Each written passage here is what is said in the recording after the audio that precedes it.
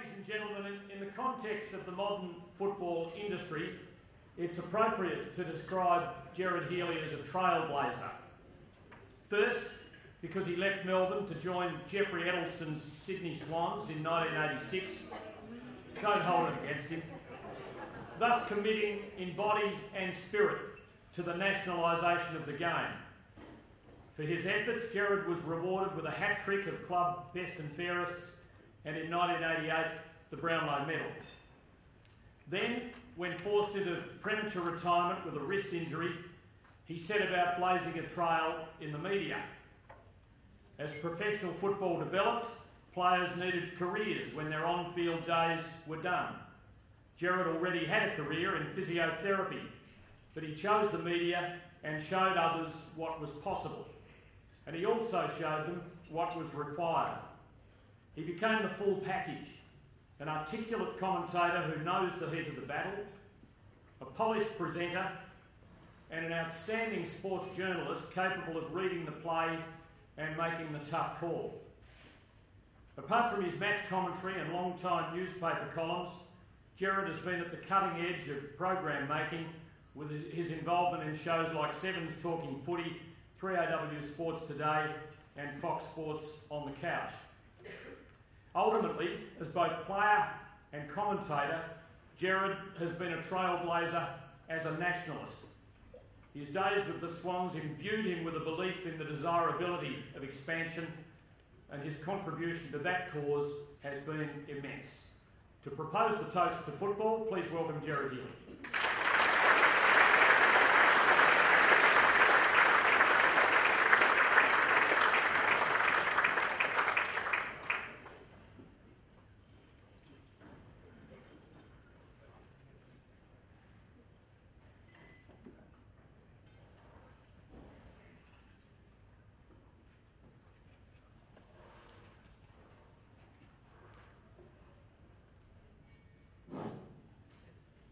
Words. Thanks for those kind words, Tim. Very generous of you. I'd like to begin tonight by, if I may, by acknowledging my former teammate, Stephen, I'm not sure I'm allowed to say this about the President, Smudge Smith. Yes, you big fella. He was a great footballer in his own right for the Demons, but he's been a great and loyal friend to me through thick and thin since our playing days. So Smudge, I'm proud of what you've done here to become the El Presidente, and I know that the club under your guidance, with you at the helm, will only prosper. Thank you for the invite.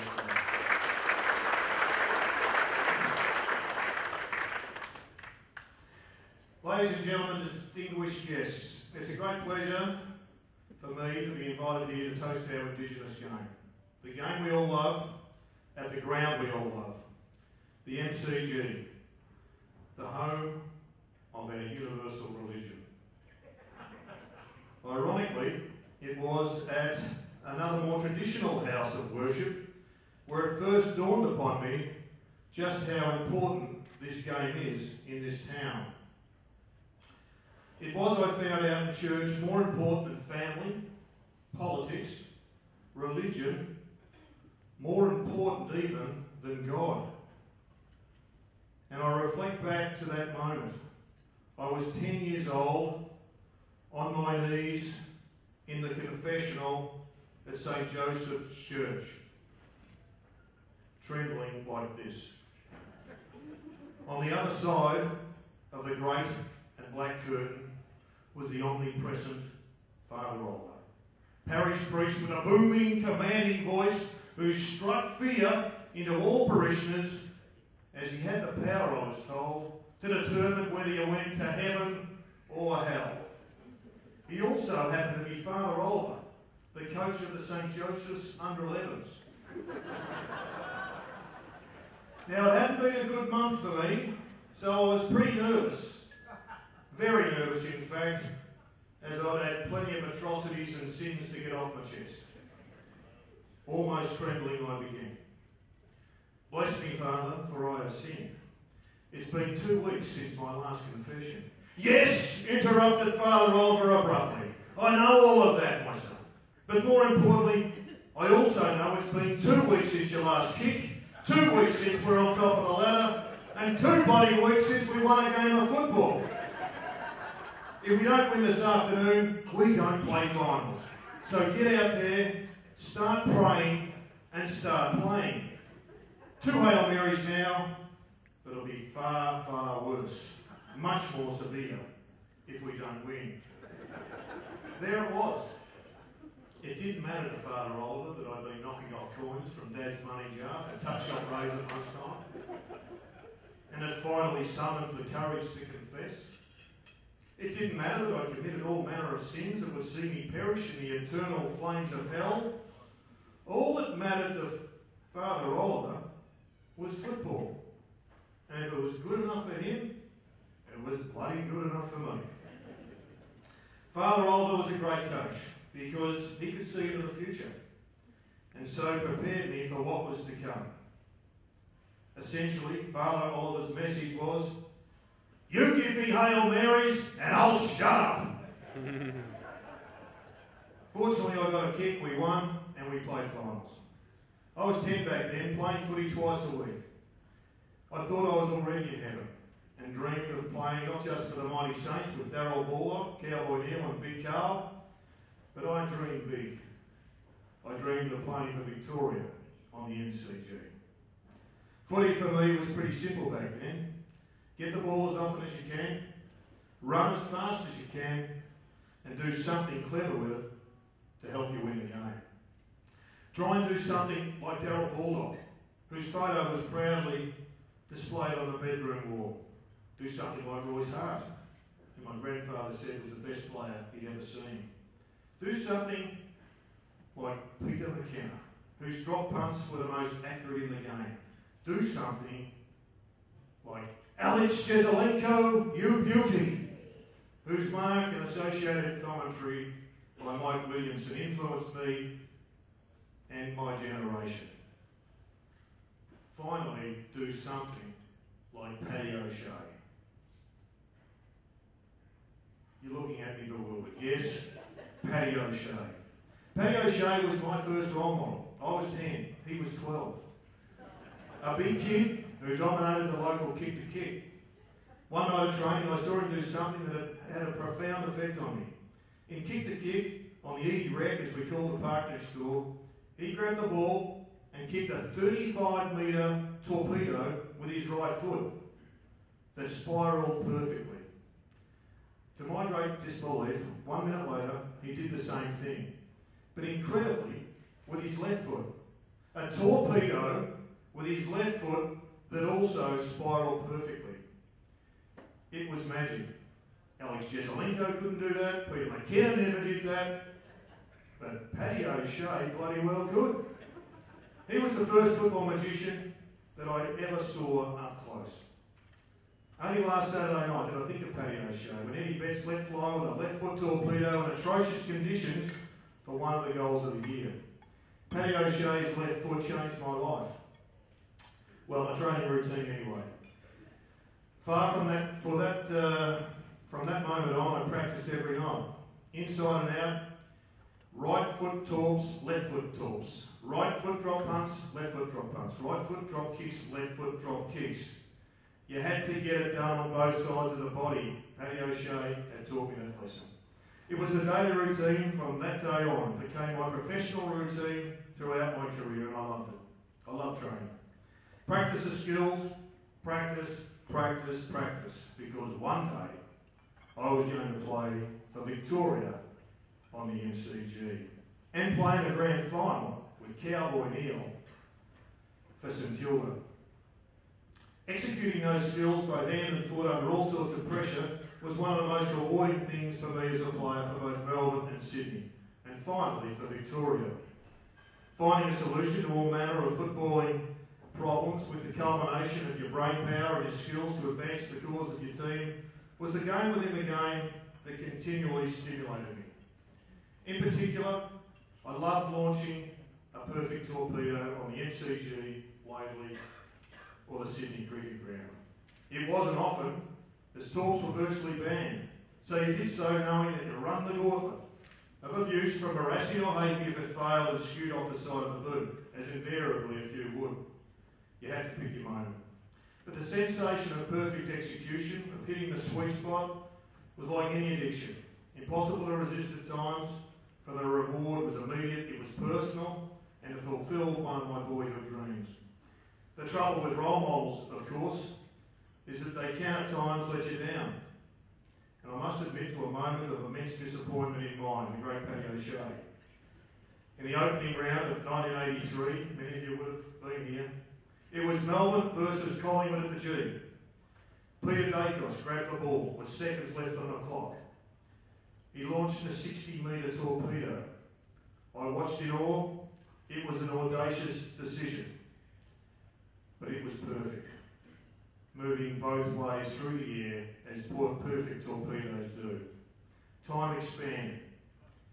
It seemed as we watched the sheriff, the clock ticking, tick, tock, tick, tock, as it swung first right to left and then left to right to straighten its trajectory. On it sailed, tick, tock, tick, tock. Finally, it went straight through the middle of the goals to grab victory on the siren, and Collingwood mania erupted. I was devastated. We'd given up a match-winning lead, and I knew the negative response from Barassi that was to follow would be blunt and it would be prolonged. But most of all, I was saddened and hurt, because for that moment, I knew I'd been double-crossed by my childhood mentor. That bastard Paddy O'Shea had taught Dacos a torpedo too. I love Peter Dacos, the player. He was an opponent, but he was the personification of the player I wanted to be as a 10-year-old. He was the ultimate magician of football of my time.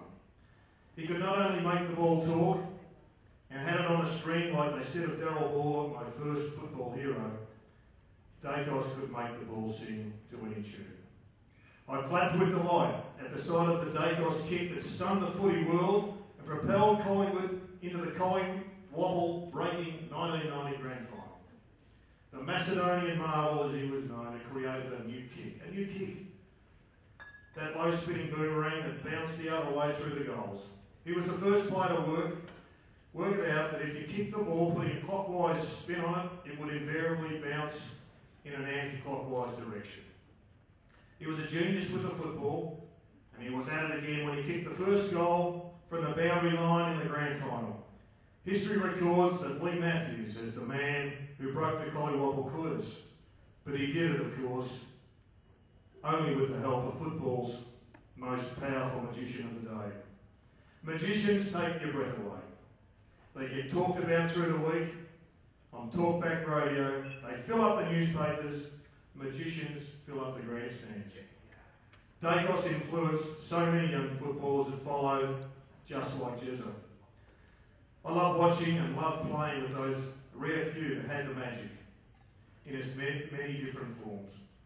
Gary Ablett Sr. and his power, the flower guide and glide and balk, the modern Kappa marks, the Williams and Waitman handball, the Gary Wilson total package, the Simon Madden deft tap, the Doug Hawkins step and drop punt, the Darren Jarman delivery, just to name a few.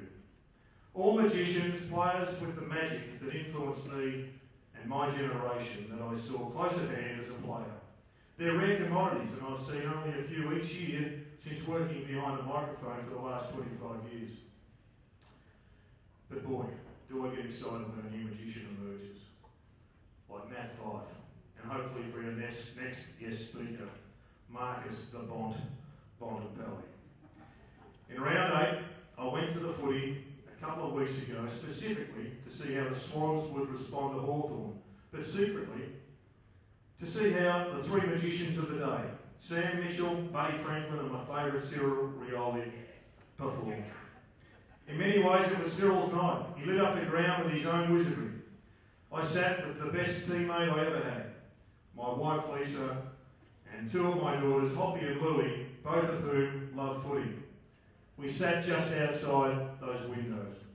They clapped and danced with every Swans goal, told me to shut up, and I screamed with delight when Cyril got the ball a few times. And finally they bubbled over with joy when Cyril the magician ran out of magic at the death to enable the Swans to run away with a famous victory. Thanks to Stephen Goff, it was a great night for the family. But sadly there was a sobering message for me. Through the night I could see in their eyes, and they finally told me, that they wished they played more footy than the few games they played at school. My favourite moment in footy in 2014 was cheering with unbridled enthusiasm Louie in her grand final victory at Scotch College for a school furbeam. Listening to the girls sing after winning and watching them perform their skills was a revelation for a proud dad. As they watched the Swans, I could see that they were just like me as a 10-year-old, enchanted by the MCG and the magic of the game. But simply, they hadn't been given the chance to chase that ambition on the ground. Sadly, I'd let them down, as I hadn't taken their initial interest seriously enough, just as the AFL haven't for the last few decades. For too long, we've worried about spreading the message to outposts when we had this vast majority of ready and willing participants sitting in front of us. We've comforted ourselves as a code in boasting that 55% of our audience was female, yet we have ignored this obvious resource for way too long. I was thrilled to hear Gillon McLachlan state recently that he has a vision for the game, a vision for women in the game. It's a vision that desperately needs to be fast-tracked to enable our daughters to also chase the dream of the Indigenous game. Football is being challenged like never before. And in my mind, it's women who are so important to the future.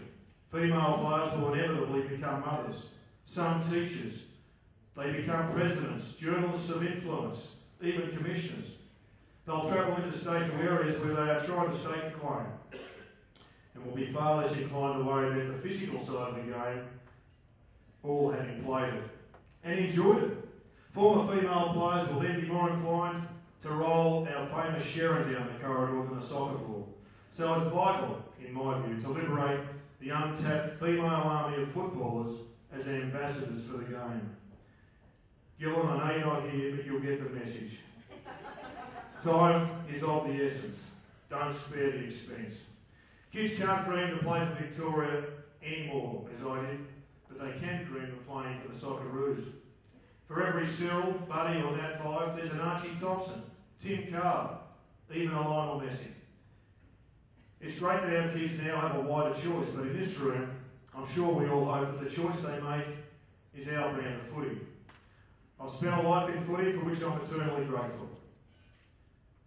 I was proud to have played for two teams named after Australia's two biggest cities. Played for Victoria 12 times, which I dreamed about so often, and for Australia 5 times, that no boy ever dared to dream about in 1971. It's a team game, and the people you meet and share the bumps and successes with was always the bonus. But for me, it was always the same philosophy that drove me as a player. Win it as many times as you can and try and do something clever with it. The fitter you became, the more times you got it. The harder you practiced, the closer you got to the magic. But sadly for me, it was like chasing the rainbow. It's true that there's a little bit of magic in every player that graces the game. And collectively, we've produced the best game of all.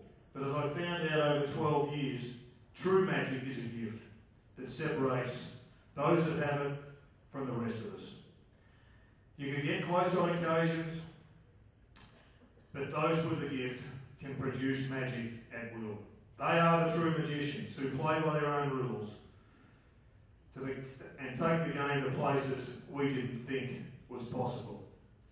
Tonight in Toasting Football, I implore Gillon McLachlan and the Commission to spend whatever it takes to propel the women's game so the dream is there for all our children and grandchildren to play on the MCG. And to protect closely the unique skills of the game, including the torpedo, that I'm told no longer resides in the skills handbook.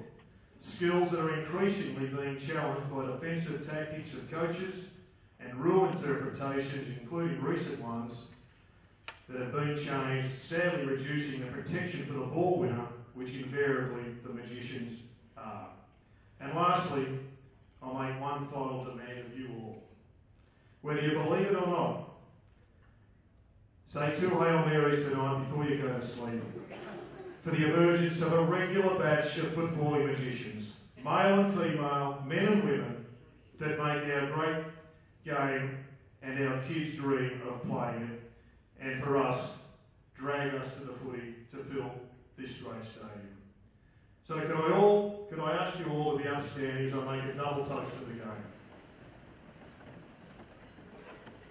To the magicians of football, to football. Cheers. Well, I'm glad that's over with.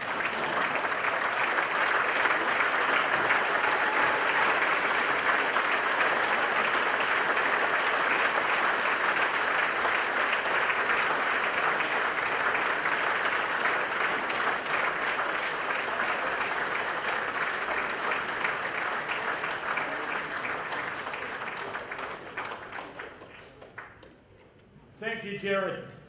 Plenty in that, including a rewriting of history. We now know that Jim Stynes wasn't the first great Irish influence on the game. That honour belongs to Paddy O'Shea. And perhaps I wasn't the only person in the audience to reflect on how unlucky I was. If I'd given my confession to Father Oliver, I might have made it. If only there'd been a priest through the curtain who wanted me not to miss football training and to think more about football, instead of Father O'Connor, who wanted me not to miss Mass and think less about sex, I might yet have been a football hero.